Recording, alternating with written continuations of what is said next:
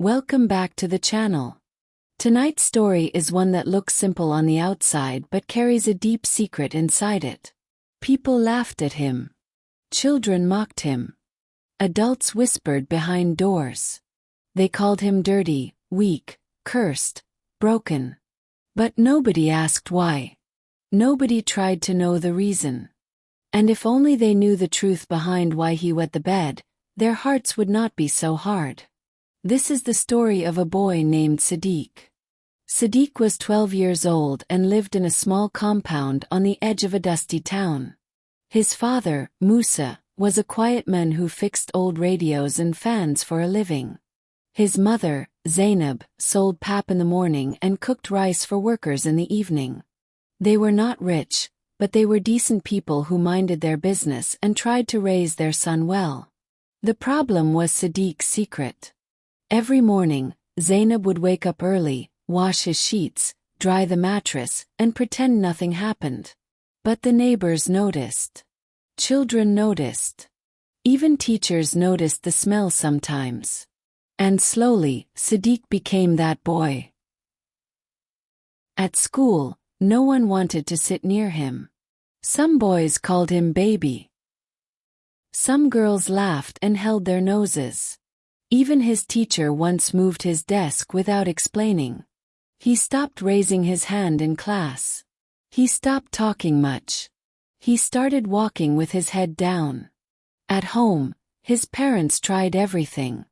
Herbs, prayer, clinics, old women's advice. Nothing changed. Musa never beat him, but his silence was heavy. Zainab cried often when she washed the bedsheets at dawn. One evening, Sadiq sat alone behind the house, staring at the wall. His friend Kabir walked past, stopped, and looked at him. "Why you always sad?" Kabir asked. Sadiq didn't answer. Kabir shrugged and left.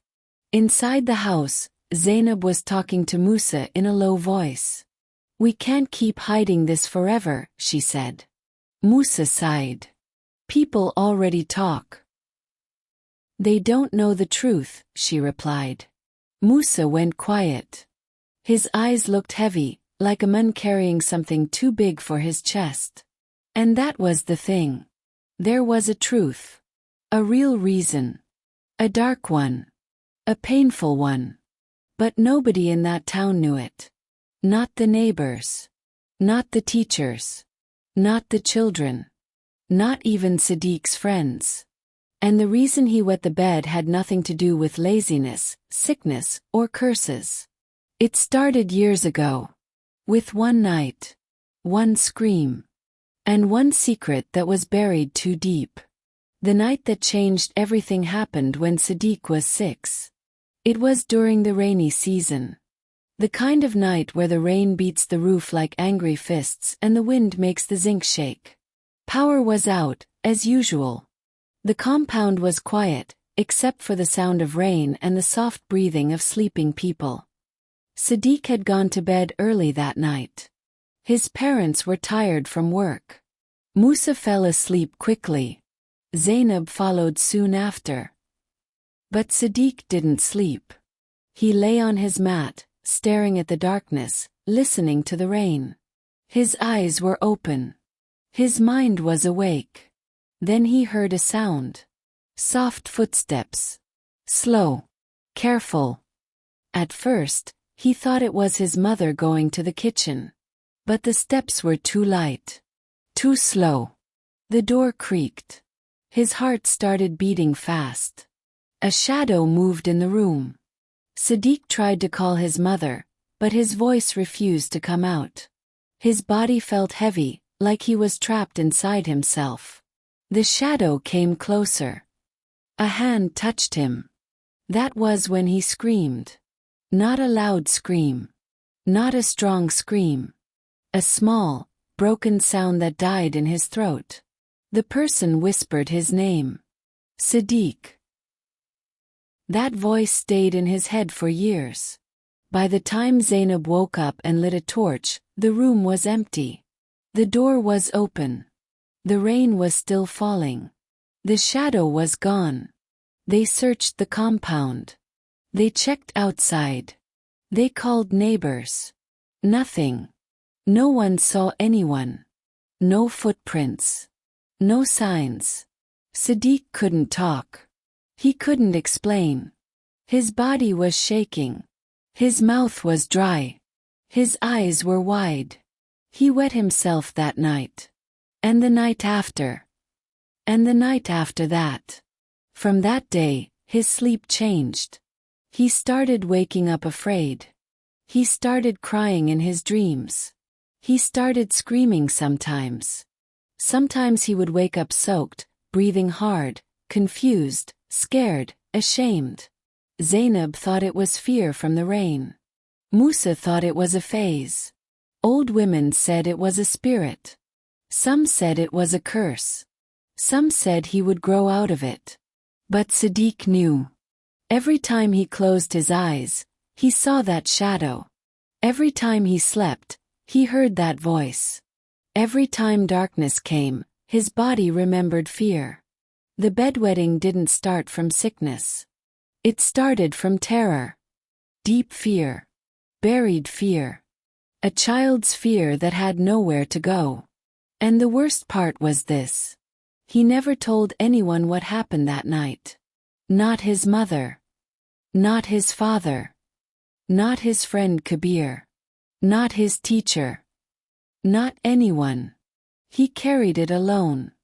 And as he grew older, the fear grew with him. Silent. Heavy. Unseen. While the town laughed. While children mocked him. While adults judged him. They saw the wet bed. They didn't see the broken sleep. They didn't see the shaking hands. They didn't see the memories. They didn't see the fear. They only saw the shame. As Sadiq grew older, the secret grew heavier. By the time he turned 9, the bedwetting was no longer just a problem. It had become his identity. People didn't call him Sadiq anymore in school. They called him names. Some teachers pretended not to hear it. Some classmates made songs about it. Even younger children laughed. He tried everything to hide it. He would wake up before everyone else. He would carry his wet mat quietly. He would wash his sheets by himself sometimes. He would dry them behind the house. But shame has a smell. And people notice. At school, he stopped playing football. He stopped chasing other boys. He stopped laughing loudly. He sat alone. He became quiet in a way that scared even himself. Kabir tried once. "Come and play," Kabir said. Sadiq shook his head. "Why?" Kabir asked. Sadiq forced a smile. "I'm tired." Kabir didn't believe him, but he didn't push. At home, Musa started getting more withdrawn.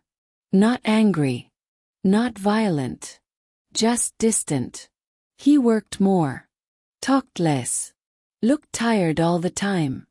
Zainab carried the emotional weight alone. She tried to protect Sadiq from people's mouths, but words travel faster than love. One afternoon, a neighbor woman said it openly. "That boy will never change."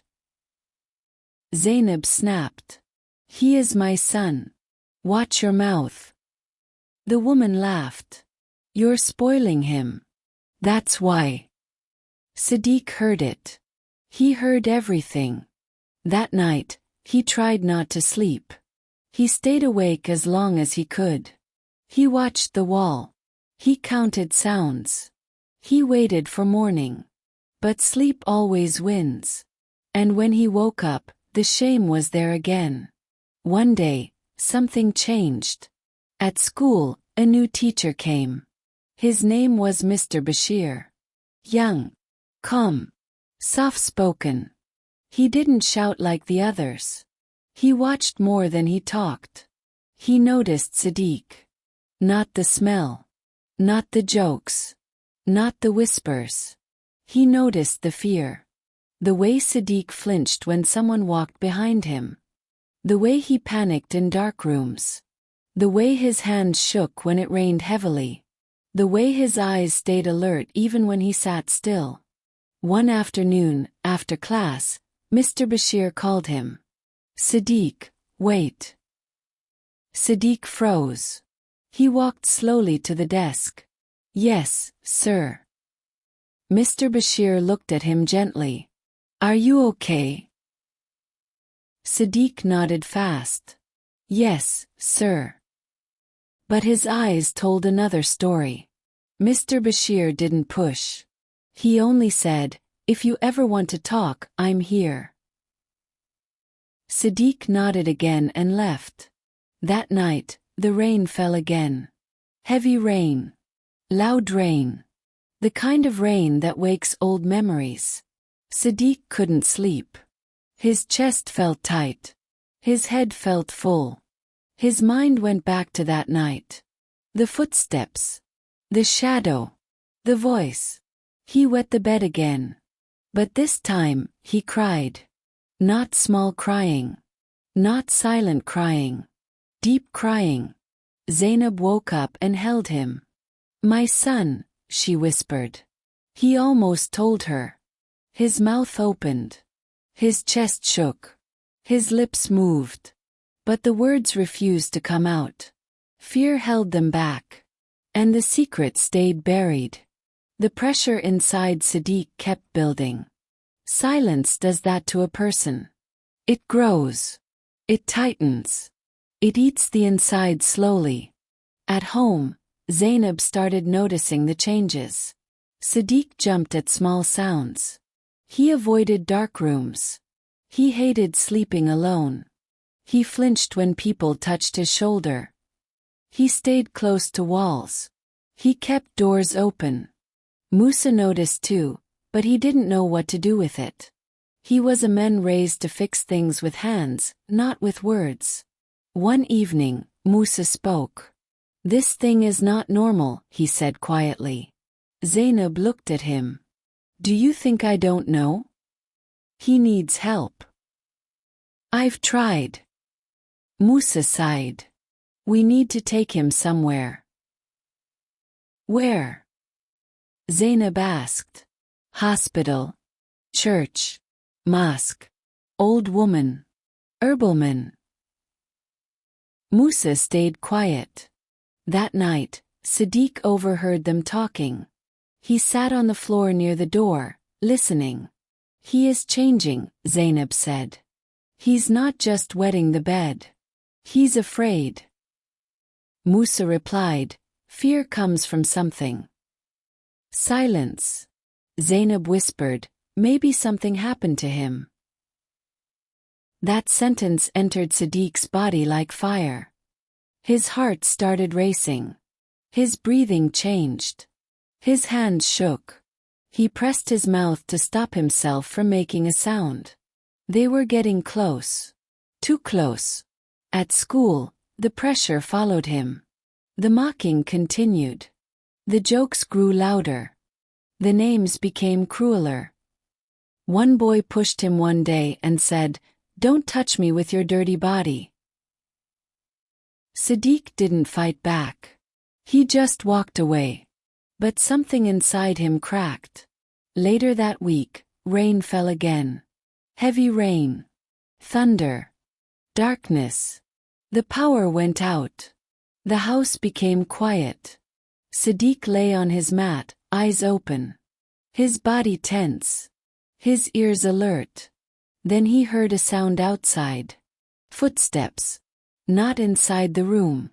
Outside the house. Someone moving. His chest tightened. His breathing changed. He sat up. He stared at the door. The sound passed. It was just someone walking in the compound. But his body didn't know that. His mind went back in time. The fear took over. He wet the bed again. This time, Musa woke up. He stood there, looking at his son, the wet mat, the shaking body. He didn't shout. He didn't beat him. He didn't insult him. He sat down slowly. Sadiq, he said softly, talk to me. Sadiq shook his head. Talk to me, my son. Tears rolled down Sadiq's face. I can't, he whispered. Musa felt something break inside his chest. He hugged him. Tight. Strong. Protective. That night, Musa didn't sleep. He sat awake, thinking. Thinking about the rain. The fear. The silence. The change. The pattern. And a question entered his mind that he couldn't escape. What happened to my son? From that night, Musa began watching more closely. Not in a loud way. Not in a forceful way. In a quiet, careful way. He noticed how Sadiq avoided certain paths in the compound. How he refused to be alone in some rooms. How he stayed away from one corner of the yard. How his body stiffened when someone walked behind him. Patterns started forming. And Musa didn't like what he was seeing. One afternoon, he asked Zainab, do you remember when this started? Zainab thought for a while. When he was small. During rainy season. Musa nodded slowly. 6 years old. Yes. Silence followed. Later that evening, Musa walked around the compound alone. He looked at the doors. The windows. The fence. The back gate. The broken spots. The blind corners. Then he remembered something. Aman. A distant relative who used to stay in the compound years ago. Aman who moved quietly. Aman who left suddenly. Aman nobody spoke about again. His name was Lawal. Lawal had stayed with them briefly when Sadiq was younger. He claimed he was looking for work. He slept in the back room. He left after some time without explanation. Musa's chest tightened. The memory felt wrong. The timing felt wrong. That night, Musa asked Zainab carefully, do you remember Lawal? Zainab paused. Yes. Why? When did he leave? She thought. Around the time Sadiq was 6. Musa didn't say anything. But his heart started racing. At school, Mr. Bashir was also paying attention. He noticed Sadiq flinch when someone stood behind him. He noticed how he panicked during power outages.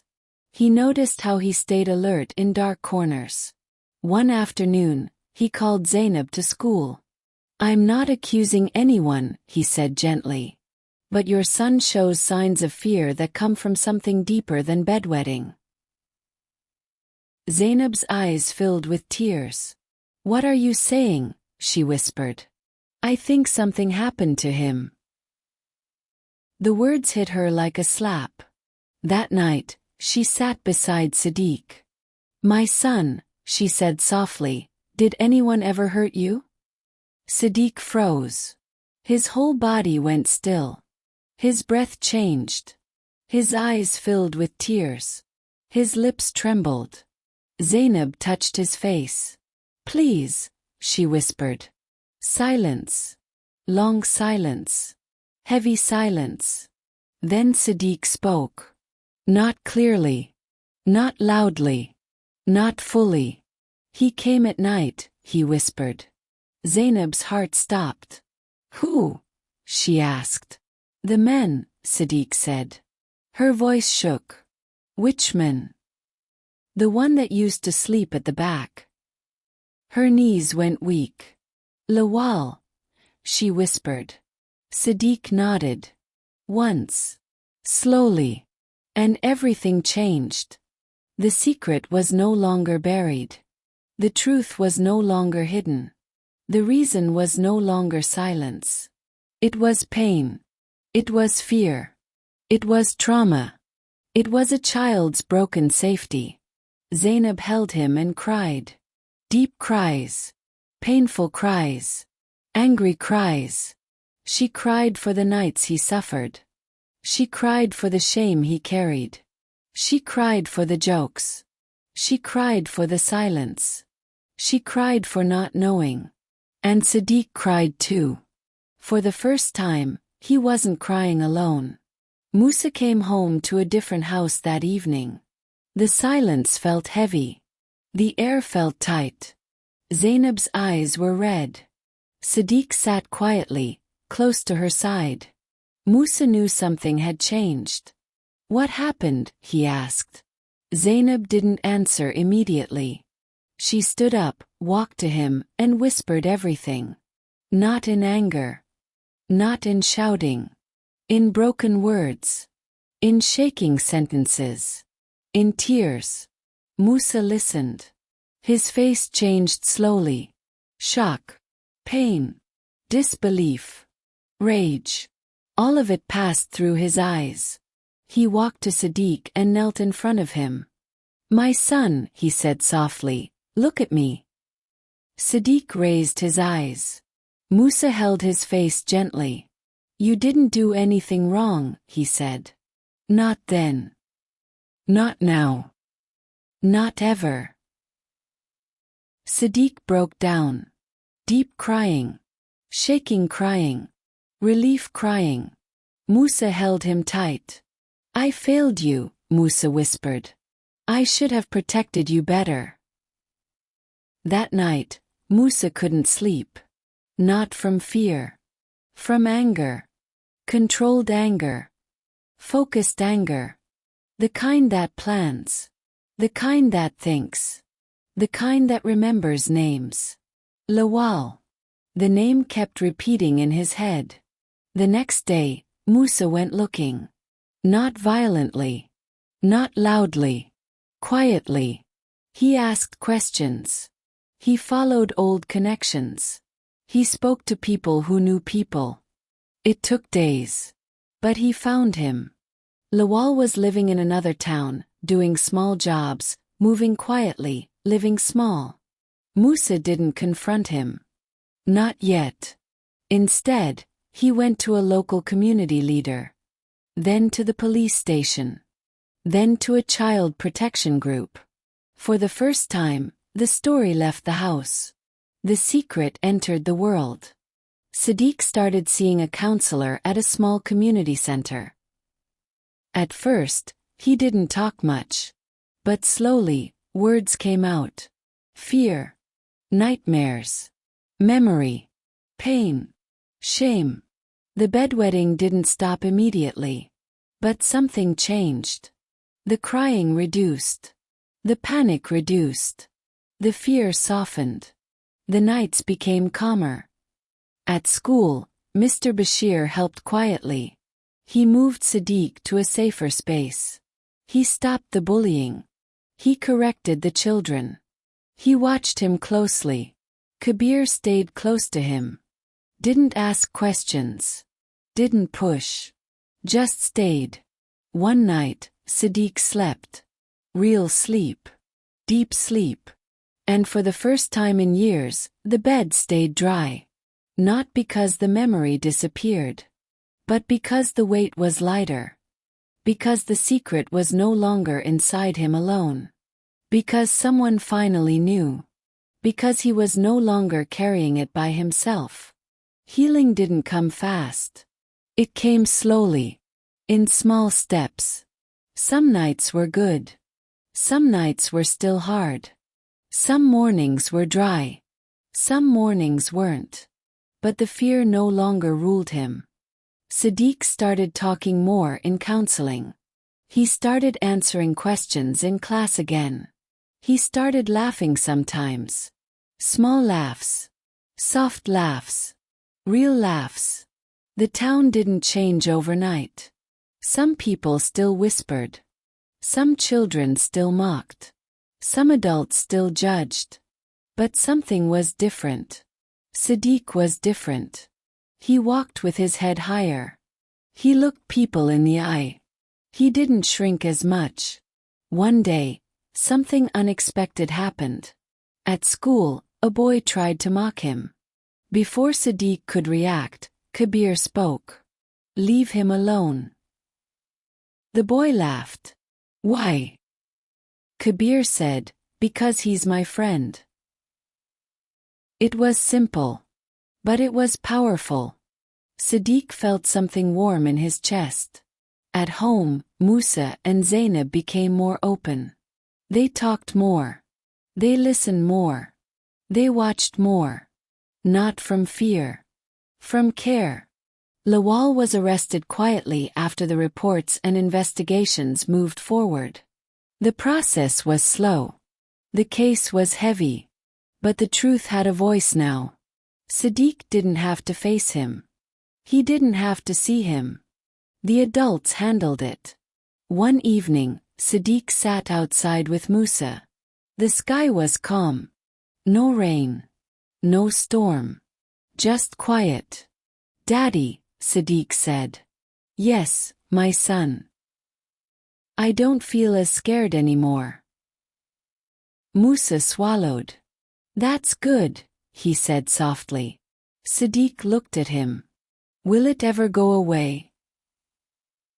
Musa thought. "Not fully," he said honestly. "But it will get lighter. And you won't carry it alone." Siddiq nodded.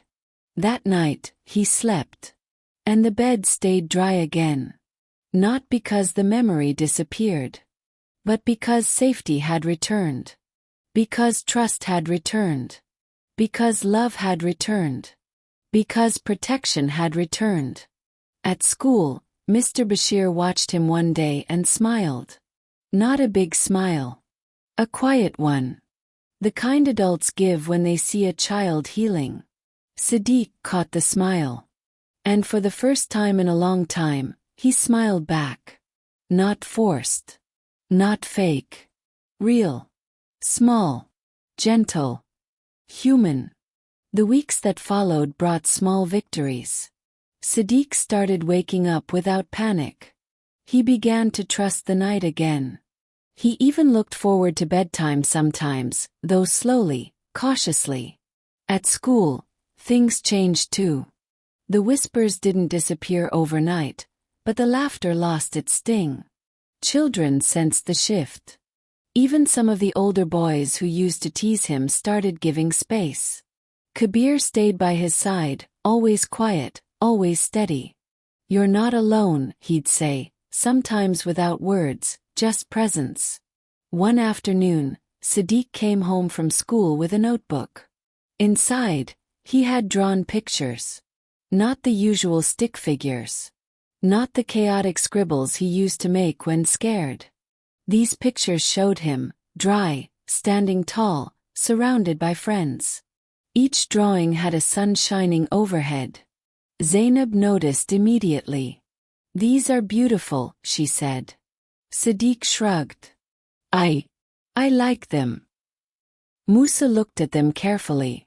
"These are more than drawings, son. You're showing your story without words." That night, Siddiq went to bed feeling brave. The mat was dry. The room quiet. He listened to the sounds outside, the soft night breeze, the distant laughter of children, the gentle hum of the city. None of it frightened him. He remembered the shadow from years ago. The footsteps. The voice. The fear that haunted him. He didn't smile yet. He didn't forget. But he felt lighter. Zainab peeked in before going to sleep herself. "Good night, my son," she whispered. "Good night, Mama," he said softly. The next morning, he woke up early, walked to the kitchen, and helped Zainab prepare breakfast. Musa watched them quietly, a small sense of relief washing over him. The town remained the same. Rain still came. Children still played rough. The neighbors still talked. But for Siddiq, something had shifted. He had begun to reclaim himself. Healing wasn't perfect. He knew that. Some nights would still be hard. But for the first time, he felt the truth. He could face it. He could survive it. He could move forward. For the first time in years, Siddiq didn't feel like that boy. He felt like himself. And that feeling, small as it was, made all the difference. By the time Sadiq turned 12, he was almost unrecognizable from the frightened boy he used to be. School was easier now. Mr. Bashir kept a careful eye, but Sadiq didn't feel watched in a bad way. He started joining group activities again. He even ran around with Kabir during breaks, laughing quietly, cautiously at first, then louder. The nightmares didn't vanish completely. Sometimes, during heavy rain, he would wake up tense, hands sweaty, heart racing. But now he had tools. He breathed slowly, whispered to himself, reminded himself that he was safe. He remembered the night Zainab held him, the night Musa stayed awake thinking, the counselor who listened without judgment. The town began to notice changes too, though subtly. Some neighbors stopped whispering. Some children stopped staring. The laughter faded. Even the adults who once shook their heads began treating him normally. One afternoon, Musa called Sadiq outside. "Come with me," he said. They walked quietly to the edge of the compound. Musa stopped and looked at him. "Do you know why you're here?" he asked. Sadiq shook his head. "I want you to know," Musa said carefully, "that what happened to you was never your fault. Never." Sadiq nodded, holding back a lump in his throat. Musa continued, "You survived something very hard. And now, you're stronger because of it. Stronger than most people your age. Stronger than people who've never faced anything." Sadiq swallowed. He wanted to say more, but the words didn't come. He just looked at his father, and for once, he felt truly understood. That evening, back in the house, Zainab prepared dinner. Sadiq helped her, chopping vegetables carefully, humming softly to himself. Musa watched them, smiling quietly. Later that night, Sadiq lay on his mat. The room was dark, but it no longer felt threatening. He thought of the shadow that had haunted him years ago. The fear that once consumed him. It didn't feel as heavy. It didn't control him. And for the first time, he felt something he hadn't felt in years: hope. He drifted to sleep. Deep, calm sleep. Dry bedding. Peaceful breathing. And a feeling that life, though imperfect, could be safe, gentle, and kind again. Sadiq was still healing, but he was finally on the path where fear no longer ruled his life. And that made all the difference. By the time Sadiq turned 13, the boy who once hid from the night had changed. He walked taller. He laughed more freely. He joined his friends without hesitation. Rain no longer made him panic. Darkness no longer made him flinch. The bedwetting had nearly stopped completely. Only the memories remained, quiet shadows that no longer held power over him. At school, Sadiq had even started helping younger children who were afraid of the dark or bullied for small things. Kabir stayed close, smiling quietly, proud of his friend. Mr. Bashir watched from a distance, satisfied to see the transformation. At home, Zainab and Musa felt a peace that had been missing for years. They still carried the memory of what Sadiq had suffered, but now it was tempered with relief and pride. They saw their son growing into a strong, careful, and compassionate young man. One rainy night, Sadiq sat on the porch outside the house, looking at the wet street and the reflection of the lamplight on puddles. The memories of that terrifying night came to him briefly. The shadow, the footsteps, the fear. But he didn't panic. He remembered the nights he was held, the times he spoke to the counselor, the love that had shielded him. He realized something important. The fear didn't have to disappear to be conquered. He had learned to live with it, to face it, and to move forward anyway. That night, he smiled softly to himself. The next morning, Sadiq helped Kabir fix a small bicycle. They laughed when the chain fell off. He didn't feel shame anymore. He didn't feel weak. He felt capable. At school, children who once mocked him approached cautiously, curious about the change. Siddiq met their eyes and smiled. No anger. No shame. Just quiet confidence. Musa and Zainab watched him that evening. Zainab whispered, "He's finally okay." Musa nodded slowly. "He's stronger than we imagined. He survived." And that was the truth. Siddiq survived fear, shame, and pain. He survived being misunderstood and judged. He survived the silence that had trapped him for years. And now, he carried a quiet strength, a compassion for others, and the knowledge that he could endure anything. He wasn't just a boy who wet the bed anymore. He was Siddiq. A boy who had faced the worst of fear, and had come through it alive, human, and whole. The town could never truly understand the journey he had taken. But Siddiq didn't need them to. He understood it himself, and that was enough. He closed his eyes that night. Peaceful. Dry. Safe. And ready for whatever came next.